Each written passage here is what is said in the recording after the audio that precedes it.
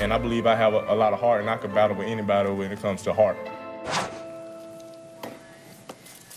Hey, First Take back at Bucks Camp. Our next guest in good company as a rookie. He's one of 3 quarterbacks ever to throw for 4,000 pass yards and 20 TDs in his first season, joining Andrew Luck, Cam Newton, not bad company to be in, of course, and a Pro Bowl signal caller entering his sophomore campaign, Jameis Winston. Hey, what's up? Thank What's you. going on, man? Thanks for having us. Thank y'all for having me.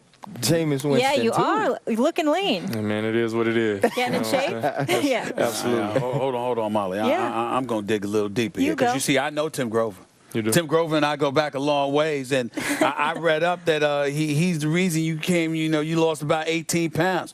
What you do to lose 18 pounds? I'm asking for personal reasons, Jameis. How you lose 18 pounds? Hard work pay off, man. You got to work hard in the off season. It was my first true off season as a player my whole life, really, because I always played baseball. So, man, it was exciting to get in the weight room, get in there with Tim Grover, man. He's a workaholic. He's always pushing me, always making me strive for greatness. How different is training camp now in your second season? It's different in terms that I'm very familiar with the playbook. As a rookie, you're trying to come in and you're trying to learn the playbook. You're trying to get accustomed to the guys that you're around. But now it's just like, man, this is my team. This is our team. So it's fun. I can play more free and be more chill. For me, I remember every time I would come into training camp, I would always try to focus on something that I felt like I didn't do well the year before. Coming into your second year is a year you can make vast improvements. What are you focusing on in camp right now that you want to see play out in the preseason games and bring to the regular season? Well, my footwork and my rhythm. Getting the ball out on time in this league is very big. You don't got enough time to sit there and hold the ball even for a 2 count sometimes with these DNs these days. So just my pocket presence, feeling the rush, not moving too much in the pocket, and just taking what I need and getting the ball out on time. When we look at you playing with this team, I want you to talk to me about coming into your rookie year. Everyone was talking about you, Mariota, you. How did you view yourself? And did you pay attention to the comparisons walking into last season, your rookie year? No, not really. When I walked in here, my main objective was to come here like, man, this team won 2 games last year. We got to get some wins on the board. So that was my main objective, to go and win. And after that first game, when Mariota just blasted me, I was like, man, I got to wake up. It's time to ball. And we came back strong. I was blessed to have a great supporting cast with you just was sitting with Doug Martin, man. That guy can really tote that ball. Had a great offensive lineman and a bunch of great receivers that worked for me. For me, I just remember watching, I mentioned in the break, I was like, if we going to do it big. Obviously, everybody's seen that pregame speech, but I remember coming into last year, they had some veterans here that were talking about your leadership role on the team, and I think you're a natural-born leader. I told you I talked to D. Craig about you, and he was saying from the moment he met you, he knew that. How has your leadership changed now that you're coming into your second year? You know the playbook. How are you dealing with teammates now as the starting quarterback? Man, it's the same mentality. My job as a leader is not to just go out there and talk and push guys. My job is to serve these men. So anything I can do to help them out, anything I can do to help them get the upper hand, I'm going to do that, just to make their jobs easier. Because if I make their jobs easier, they make my jobs right, easier. No doubt. What are the kind of things you do, James? I want to know. Because here's the thing. You're young. Right. You were a rookie last year, so you're supposed to be carrying bags. You're supposed to be doing a lot of different things, right? Yeah. But you're the quarterback. So it's everybody's best interest to make you happy. Yeah. So, how exactly did that work? What were you willing to do as the star young quarterback for the franchise who was also a rookie? Man, it was so easy. Because I always live by real, recognize real. So you got to be genuine with these men. You can't come out here and be their friend one day and then the next day you act like a whole different person. You be yourself, and they respect that. You have conversations with everybody. I'm not just having conversations with the Jared McCoy, even though he's the best player on our team. I'm having conversations with Jacob Shaw, my punter. Let him know, hey, man, I need you to pin this ball inside the 10-yard line, so we can get good field position coming back. Building relationships and not just building relationships with your teammates, building relationships with your PR people, building relationships with your janitor people. You know what I'm saying? And that's how you build that family culture. And I feel like that's what we had at Florida State, and I can see that happening here.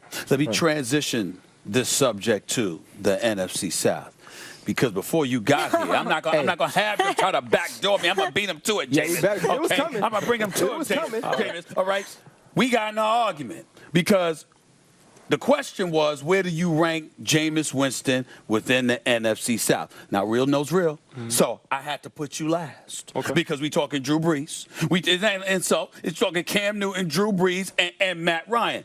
This man had you second. I think it's because he's here. Yeah. That's why I think. Talk to me about What they gonna do me here? Man, I respect that. I really thank you. I appreciate that. But like I said, hard work pay off. This is year 2 in the league. I can't expect for you to put me up there with those people like that. Cam Newton, this man just came off a Super Bowl. Matt Ryan has been a consistent quarterback in this league, and Drew Brees is going to be a Hall of Famer one day. Yes, sir. So my time will come. My main focus is, like I say, is to get these wins up here at Tampa Bay. Get everything going internally with our team. We're not really focused on the NFC South right now. I'm pretty sure when the season time comes and people just so you know, we only talk about this year. We want to talk about the future because we know the future. We only talk about this year. You're not being honest with us. Talking about last year. No. We talk about this year, but right now, this year. But let me ask you this, and then I'm gonna go to them. You thought about Mariota, and you saw Mariota do what he did in Game 1, and you said, I got to get it on. So if that was your attitude watching Mariota from one game, what's your attitude as a quarterback for this franchise when you think about what Drew Brees is probably going to do week to week, what Matt Ryan is capable of doing, what Cam Newton undoubtedly in all of our eyes will do? What's your mentality when you compare yourself to those guys in terms of how you have to perform? I got to go out there and compete. Because me personally, I don't think that those guys got anything on me. I believe that he won that day. When I'm going out there and competing against these guys, this is football. This ain't like basketball when the Warriors gonna go out there and blow somebody out. If they playing the Utah Jazz or somebody like that, this is football. So if Tell them again, this is football, man. Any given Sunday. Yeah, if we can win that day, we got to win. You know what I'm saying? Carolina Panthers, they were undefeated until Atlanta won that day. No one would think that they were gonna get beat by Atlanta. So that's how it is. It's really forcing your will upon another man. And I tell you what, man, if you're going out there and competing and you can get your teammates to ride for you, you can beat anybody. And we showed earlier your rookie numbers were pretty much identical to Cam's rookie numbers. Also, we showed that. Right. So here's my question on a smaller scale from where Stephen A. was going. You talked about the first week against Mariota, and I'm a defensive player, and I look at things from a defensive standpoint.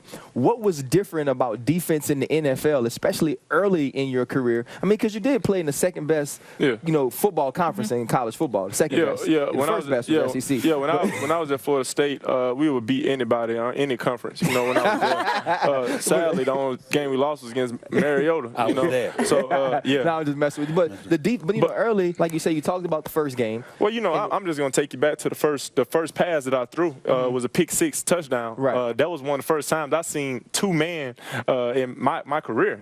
We didn't even practice that at practice. We weren't anticipating them playing 2 man, but that happened. But the thing is, it's not about that first game. That first game jitters or somebody that come up. But no, the thing is you put that behind you and you go to New Orleans in a tough atmosphere and you get your first win as a rookie. You know what I'm saying? It's not what defines you is how you bounce back and not really your downfall. But one thing we go by here is we always gotta we learn from our mistakes. And that's what I've been doing.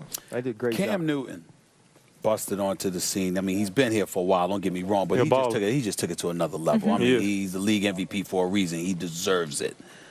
When you see what he has done at his age, being who he is, how does that inspire you? I'm just talking about from a positive standpoint, looking at Cam Newton, African-American quarterback, young as he is, gifted as he is, and literally allowing it all to reach fruition, doing what he's doing. Man, I personally can give Cam Newton some credit for me being here in the position that I am in now. Me being a kid from Alabama, seeing this man play at Auburn, growing up, wanting to go to Auburn just because he went there, and seeing the adversity that he faced, just coming out, and everybody just scrutinizing and saying this man can't throw the football game. But all I see is this man winning football games and leading his team. I'm always a big fan of Cam Newton, and that just motivates me to be myself. People really don't take in the fact that you need to be who you are.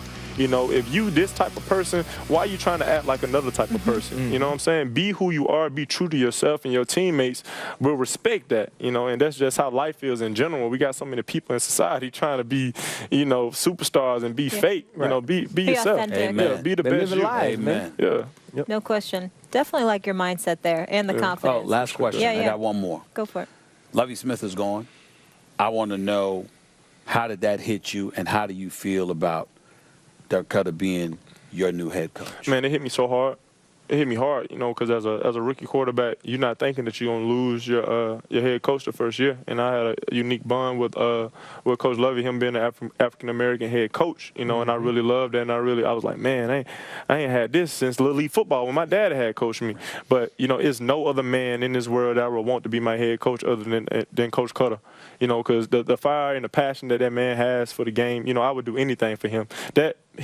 He was the reason why I was out there, you know, 3rd and 19 and was willing to run, you know, to get the first down for him, because I know that he just came from Atlanta and he don't want to lose to Atlanta. You know, he just came there. I will fight for that man. That man has pushed me ever since I've been here. He's gonna continue to lead this team, and I'm gonna continue to follow him. Good. Jameis, thank you so much. We appreciate the time. It was great having you up here. Up next, come on out. We have Tampa Bay Bucks linebacker Levante David joining us. Yes, More sir. First Take Bucks Camp in a moment. Yeah, Stay here. Yeah, That was great.